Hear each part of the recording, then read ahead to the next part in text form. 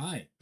Um, After 187 years, yes, that long of war, colonialism, imperialism, all kinds of operations, intelligence agencies, everyone there. After 187 years of instability, um, Afghanistan is in the hands of a group of indigenous native people, a group of native indigenous people. They call themselves Pashtun. They're also known as Afghan, and they're couple millions. I'm talking about 20, 30 million Pashtuns, and then there are some. So they're the majority ethnic group there, but there's also Tajiks. There's Azoras, and there is Uzbeks and Turkmens, Turkmenistan population there as well. But the majority is Pashtuns, and Pashtuns are the current administration, governing administration there. And I want to say something here. You can see it here in this report, Britannica. It's on Britannica's website as well. But we've done a little summary here of the article. The basically says the war began when the British invaded Afghanistan to restore Shah Soja to the throne. While the British initially captured cities like Kandahar and Kabul, Afghan resistance grew. Dost Muhammad Khan, who had been overthrown, returned and led the rebellion. The British faced heavy losses during their retreat from Kabul, and Shah Soja was killed. Dost Muhammad Khan was eventually restored to the throne. So, the Anglo British backed the British basically lost. There was also a second Anglo War, and I believe a third one, and it went all the way into the 1900s. And then there was World War II, World War One, World War Two. A lot of the whole world was in chaos. There was the a slight small period of peace there, but even then there were different political structures in Afghanistan, and there was influences like the Soviets were heavily influencing, the Communist Party was heavily influencing Afghans in Afghanistan, and their whole structure, all their institutions, everything. So basically being colonized by these uh, bigger countries. The Soviet Union was colonizing, and this is 60s, 70s, 1960s and 70s. And then there was a huge war and began in 1979, um, led all the way up until 1989. And then from that was huge. Millions. Let me explain to you. First of all, the Anglo Wars, horrible things happened. Horrible things happened. It was destroyed. Afghanistan was destroyed so badly. The institutions, everything was fell apart. They had structured it together somehow a little bit with the help of the Soviets and just trying to get it together for as much as they can. But they were, you know, donkeys and carts and being pulled. There was horses. There was barely um, any kind of infrastructure. But at the end of the day, um, this was after the Anglo Wars. Horrible things happened. Millions of Afghans have died and displaced, and land was taken, and the land was just stolen, resources stolen.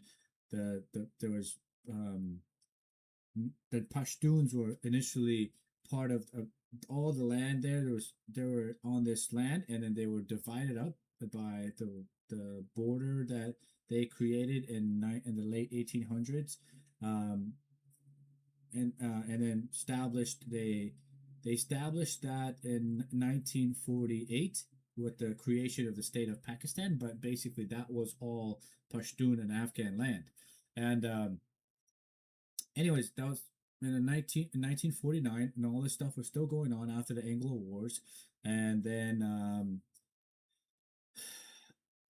after that, of course, the Soviet War from the 79 to about 89, 1989 happened. And a lot of destruction there. Everything was back and crumbled. That back to everything that was built up was is back on the ground and made into dirt. And institutions, there's mass displacement.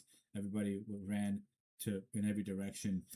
Unfortunately, you know, mass destruction, mass killings, and a lot of people died. A lot of people fought. Afghans, the Pashtuns of today, the Taliban fought against the Soviets. They fought against the Anglo British, and they fought against other groups who had, the had came to there to take power and fight against the Soviets. They had come there and they were funded by Western, uh, like the U.S. The U.S. funded all these groups. Anyone and everyone that would pick up arms and fight against the Soviets, they gave them money. They gave them guns. They gave them stingers. There's those things that you shot that shoots the helicopters and planes out of the sky with tracking rockets that would track their heat signals. They were called stingers, and they handed those to to the Mujahideen, which they were used to call freedom fighters. At that time, and then they turned into they called they then that so all those freedom fighters were there was multiple groups in that under that name. So then the there was a power struggle after 1989 when the Soviets finally left and they lost the war there. Um, just like the Anglo-Saxon wars, the British War, the first one, the second one, and the third one, and they lost, and then the Russians left. There was a power struggle within all those groups that were there. There was, the Northern Alliance. There was the Uzbeks. There was uh, the Taliban, the Pashtuns. There was a power struggle and there was civil war from 89 all the way up until like 1999, like towards the end of the century there, um, up until 2021. And then that's when the U.S. invasion came in, talking about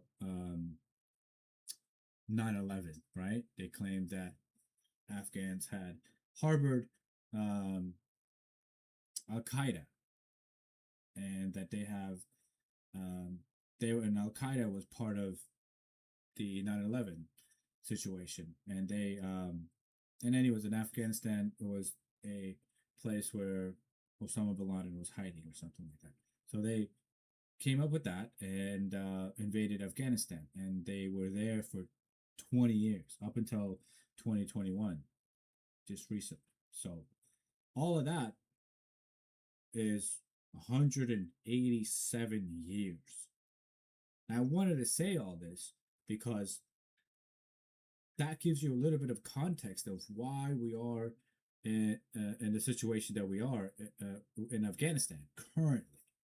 You could probably guess that all that war and all that destruction and all these different political influences, all these crazy things, all this stuff happening there, all that affected the people, all, the minds, their beliefs, their ideology, their loyalties, their everything psychologically. It wasn't just a physical harm. It wasn't just blown up buildings. It was institutions, education systems, media systems. Everything was destroyed. They didn't even leave a street light. They didn't even leave a crosswalk for people to cross the street. They didn't leave a sign. They completely everything. Economy was horrible. Infrastructure, security, human rights, just trade, culture, everything was targeted and everything was just being wiped um, out of existence in Afghanistan. Why do you think we are in the place we are in Afghanistan? So divided. Everybody's fighting each other. Everybody's talking about, you know, why is this happening? Why is that happening? Why is this happening? Let me tell you. Let me tell you something here, okay? Um, there was a very strong there was a very strong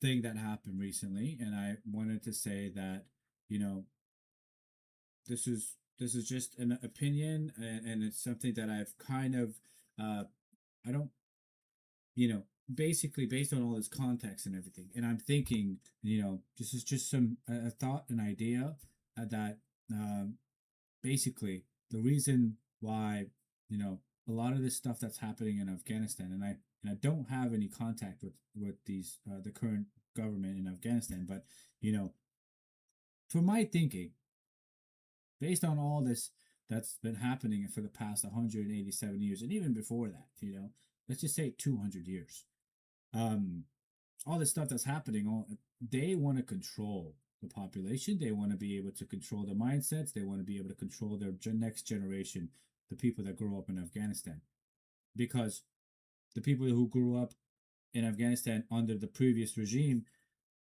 before 2021, they were all raised up and indoctrinated and under the English based curriculum, correct? So they grew up thinking a certain way.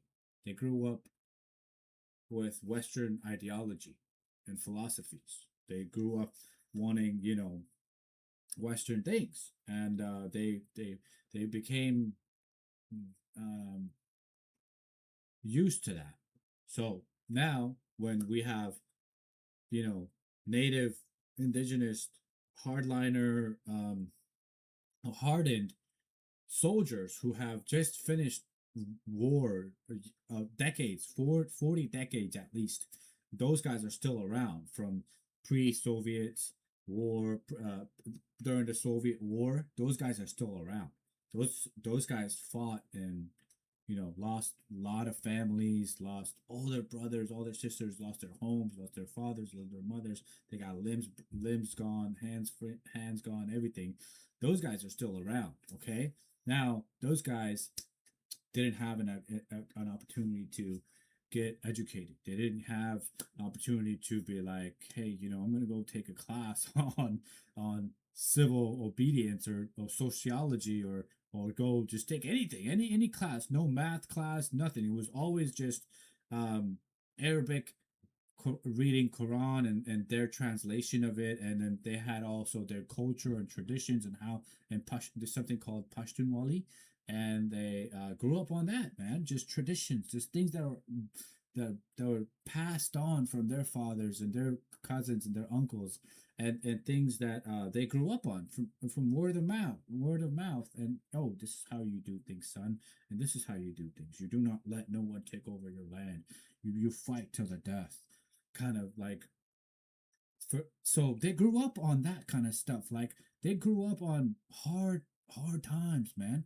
So these guys now are pretty much had a little bit of education, I would say, maybe a little bit, but like, for the most part, um, they're they're new to this, and then they know, for the most part, that, hey, we got these generation that grew up under the English-based curriculums.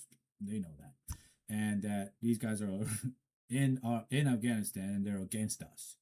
What are we going to do? How are we going to control this next generation? How are we going to naturalize and help calm down this current generation that's here, that's grew up under the other previous administrations, and how are we going to control the country? How are we going to control the people? What are we going to do? So they shut down English-based curriculums. They closed the schools. They closed down the train of thought that the previous administration was teaching them. Everything.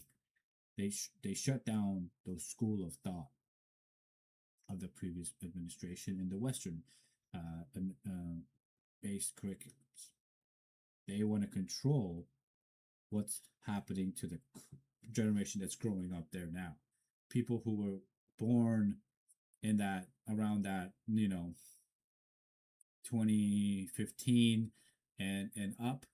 I guess maybe that's the generation they're targeting, kind of, or they're raising.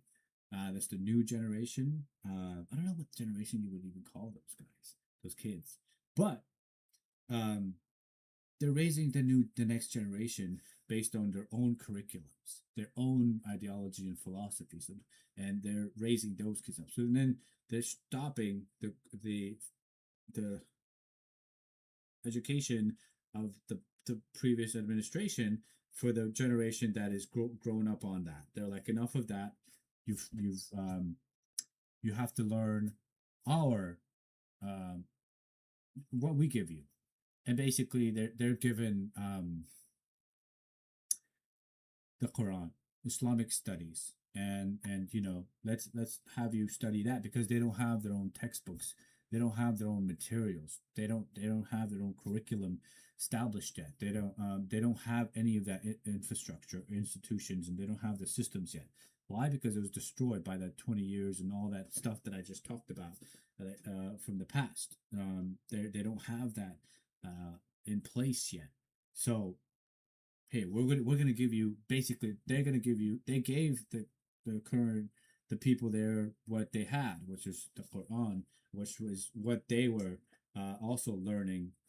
This and they're scrambling and not really scrambling, but they're looking to basically come up with their own institutions and systems and ways to educate their population uh, in philosophies and ideologies and things that they deem fit for they're empowered out.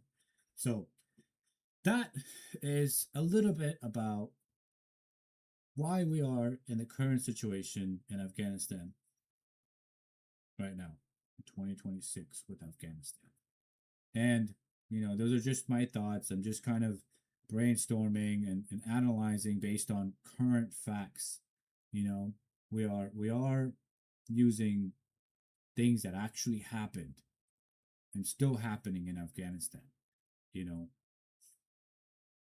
this is Afghanistan right here. Kind of see it there, right there. And I pulled up this report here because it's real, man. This stuff really happened in Afghanistan. I could pull up a bunch of other reports that talks about the Second Anglo War in Afghanistan. Um, let's see here. Let me pull it up here.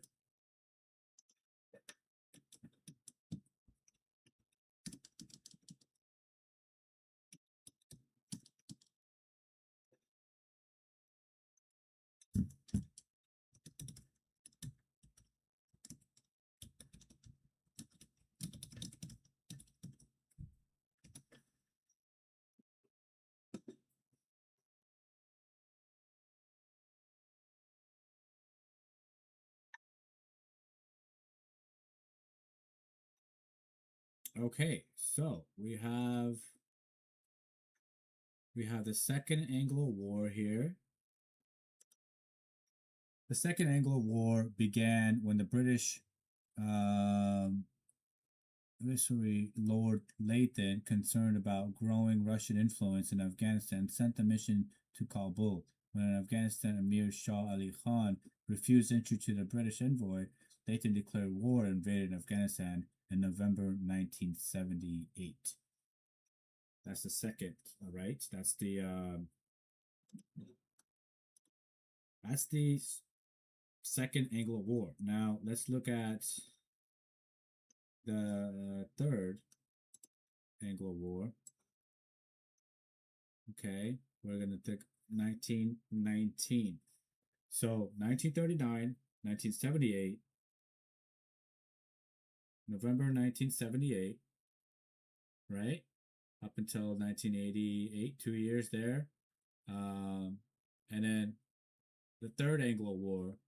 During World War One, there was significant support in Afghanistan for the Ottoman Empire against Britain. That explains so much, man. That explains so much about why 9/11 happened. Okay, that explains so much. During World War I, there was a significant support in Afghanistan for the Ottoman Empire against Britain. That was what Palestine is. Okay, that's where Israel is right now. Okay, we were supporting, Afghanistan was supporting Palestine and Ottoman Empire.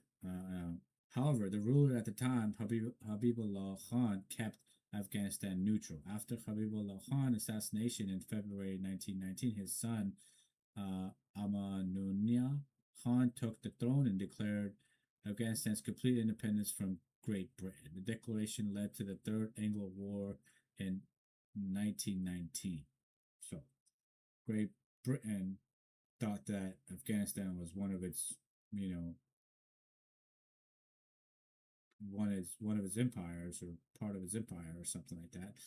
The war was brief, consisting mainly of skirmishes. Despite the inconclusive fighting, Afghanistan secured control over its foreign affairs. A peace treaty was signed in August 1919, and Afghanistan also established a friendship treaty with the new Bolshevik government in the Soviet Union, becoming one of the first nations to recognize them. The Bolshevik government. That is crazy, okay? This is amazing stuff, okay, to learn, okay? Listen, there's a lot going on, okay? And people think, why are we in this situation with Afghanistan in Afghanistan right now? This is why.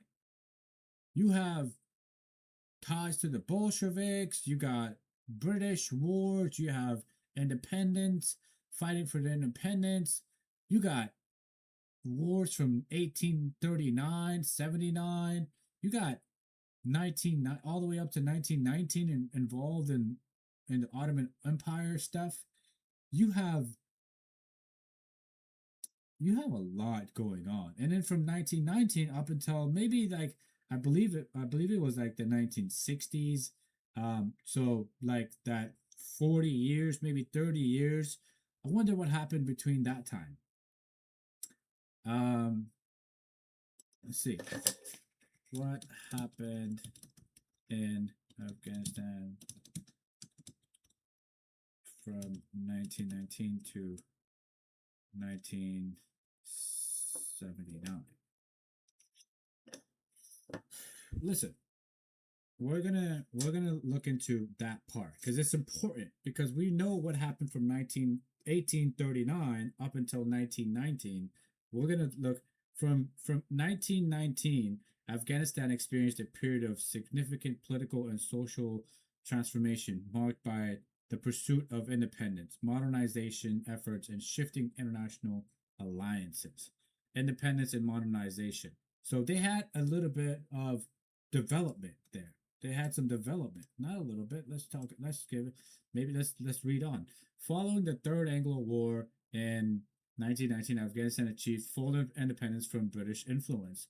Uh, Khan, who ascended from the throne after his father's assassination, declared his independence and led the country in war against the British. Although the conflict was brief and inconclusive, a peace treaty in 1919 recognized Afghanistan's sovereignty. Khan then embarked on a series of Western style reforms, including advancements in education and infrastructure. However, these reforms, particularly those concerning emancipation of women, faced strong opposition from conservative elements and religious leaders. In 1929, a tribal revolt led to the overthrow of Amomina Khan, and he went into exile. Let's put up Amomina Khan Afghan is that, I think I remember seeing this guy's picture. This is the guy. Yes, this is the guy. That's his picture. This is Amin Khan. This is the guy who fought against the British and got our independence from the British. Who is the British? Who? Why are they? Why are they? Who are they, bro? They actually think they own the world or something. They're crazy. Look at this guy. But look at this guy. He looks modern. He looks educated. He looks like he's got a good head on his shoulders. Um,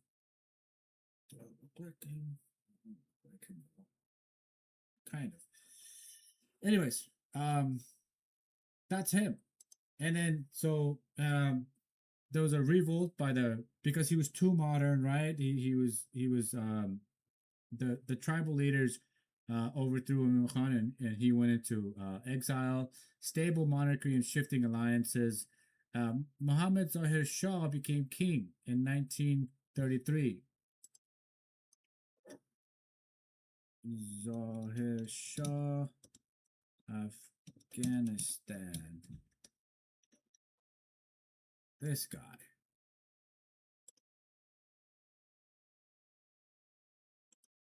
This guy. Let's see here. Zahir Shah, 1963. This is Zahir Shah. Became king in 1933 and ruled for 40 years, providing an era of relative stability. So from 1919 to 1933, there was Amino Khan. I don't even know if I'm saying that right, but Amino Khan. He basically, gained our independence from the British. Then there was a revolt by the tribal leaders that he was too loose or something like that. Like he was basically too modern or too westernized or something like that. And then Muhammad Zahir Shah became king in 1933 and ruled for 40 years. He was very connected with the Western people. Like he was in America. The Americans were holding like grand parades for him in Afghanistan. Like he was very welcomed and he was very well accepted in 1933. And everybody, his early reign focused on national consolidation, expanding foreign relations, and internal development of using Afghanistan's own funds. During World War II, Afghanistan maintained its neutrality. After the independence of Pakistan in 1947, the Pashtunistan issue concerning Pashtun populations on the Pakistan side of the Rana became a significant foreign policy concern. In the 1950s, Prime Minister Muhammad Dawood Khan, with the king's backing, turned to the Soviet Union for economic and military aid, seeking to balance Western influence. There was a lot of Western influence. Like I said, Muhammad Zahir Shah was very much very westernized, and he was in power when Pakistan, after the independence of Pakistan in 1947, and he was so in the 1950s, Prime Minister Muhammad Dawood Khan, with the king's he was a prime minister, so he then, with the king's backing, turned to the Soviet Union for economic and military aid, seeking to balance blah blah blah. Afghanistan maintained a non-aligned stance during the Cold War.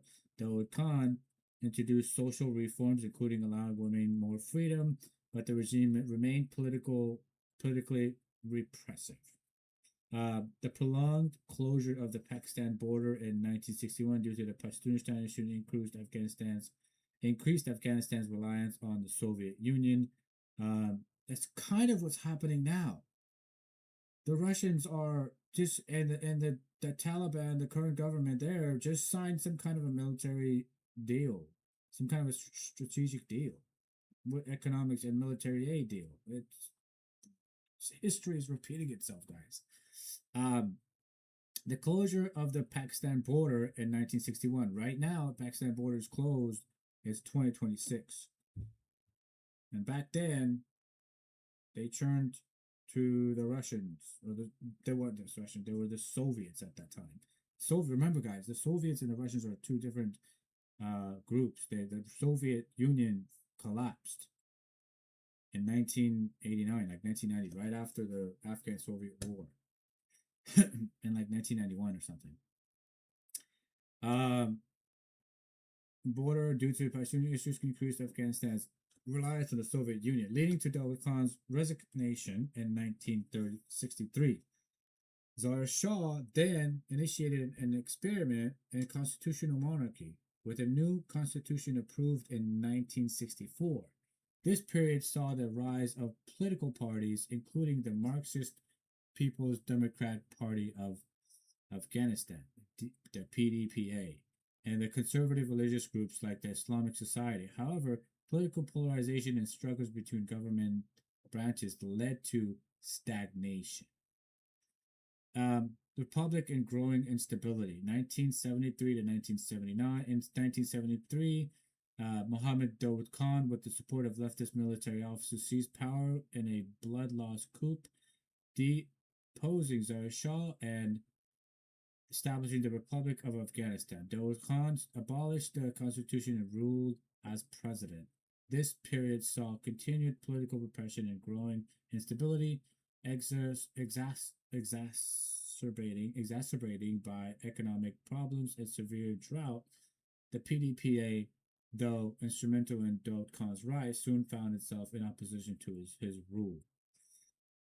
Would you like to explore the impact of Pashtun generation and the details of Afghanistan neutrality during the rise of? So, we know what happened after 1979.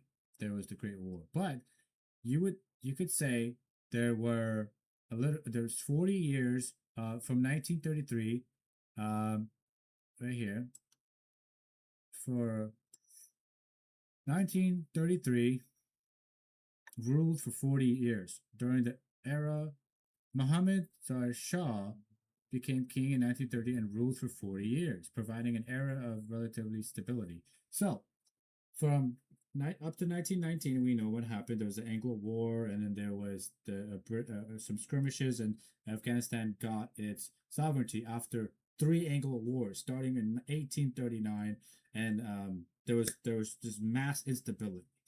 Okay, and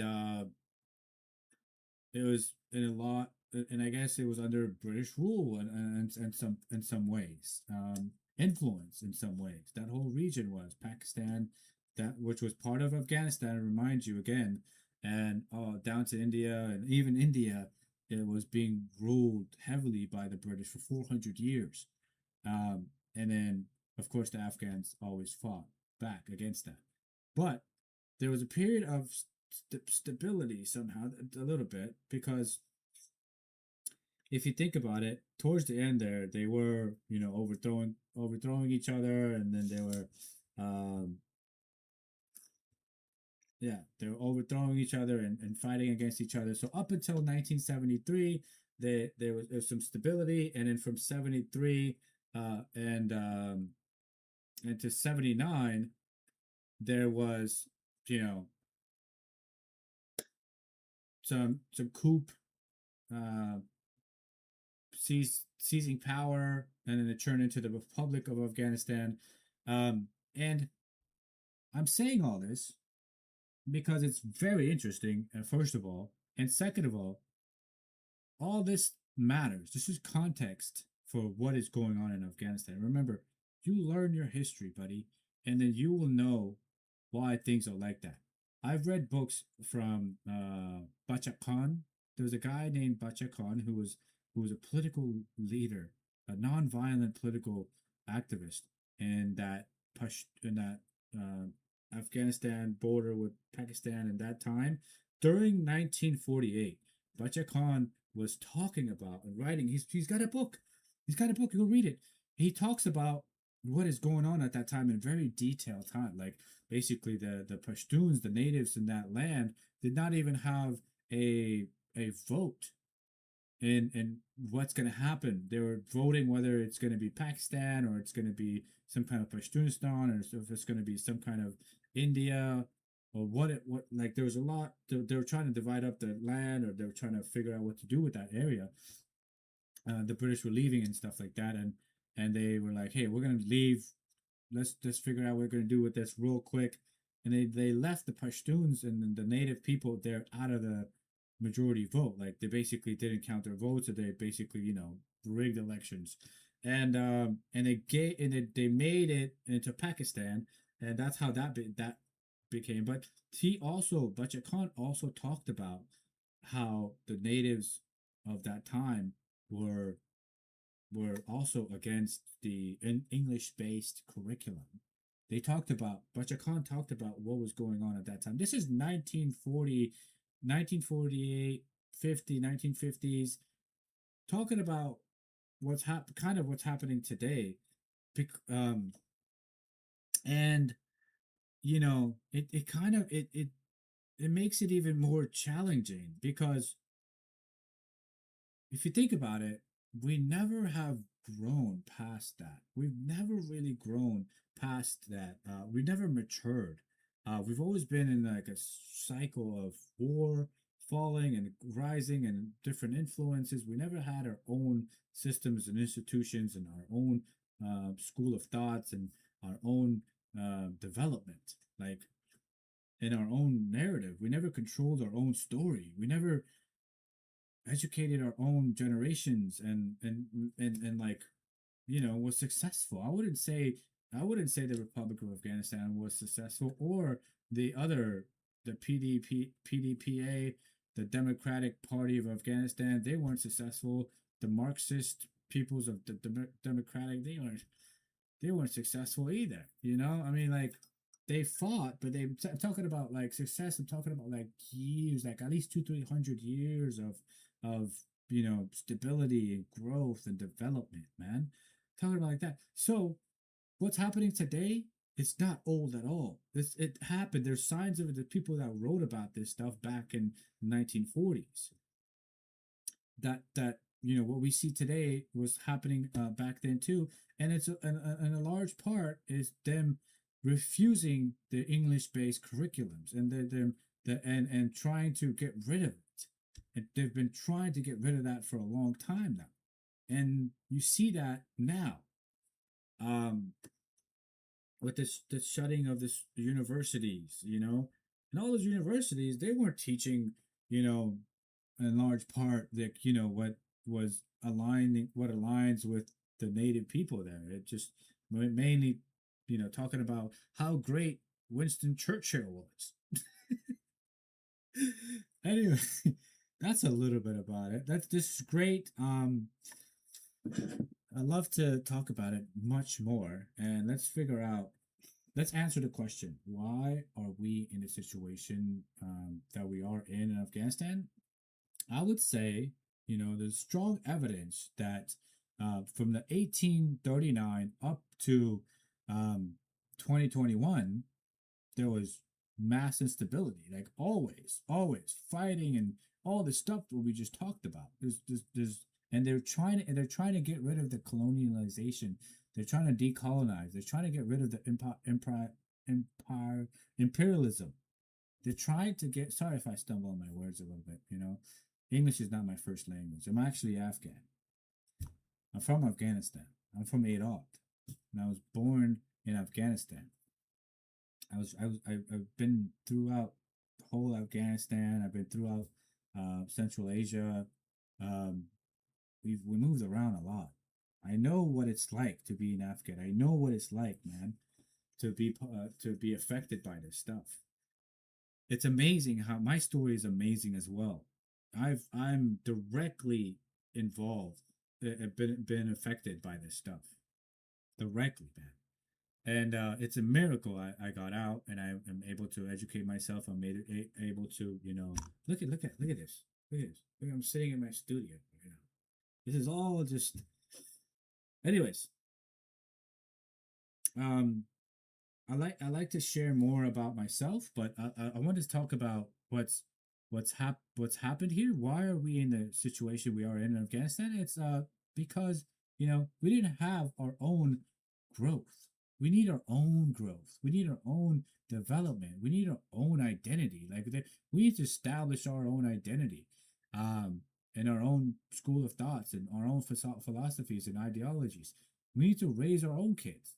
We our kids have been raised by other people, by strangers in Afghanistan, and by other people. You know what I mean? Other people's stories and books and other people. Our kids have been raised by other people's textbooks. Put it that way. In Afghanistan. So, and I see maybe that's why what we have going on here in Afghanistan. These people in Afghanistan, they're not some like lunatics. They're not, man. They're not these extremist Islamic extreme. Like they're not, man. I know that. I know what I come from there. I know these guys are not, and I've heard them talk. I've listened to them, and they're like they sound pretty reasonable, but they're like I just don't get why they don't have daily news conferences and they don't have every day constant like they're not controlling the narrative on their side. They're not saying, "Hey, this is why." They're not giving us reasons. They're not. They're just like schools are banned.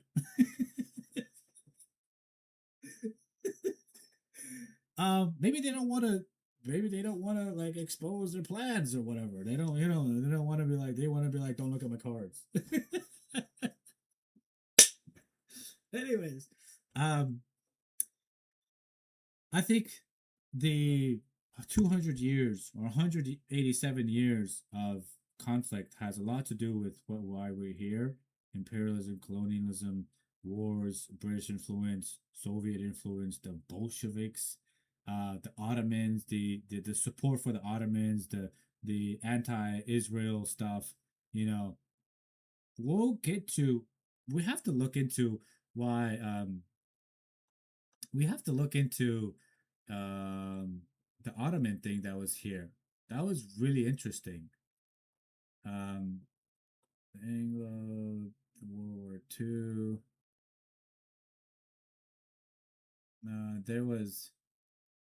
There's something here about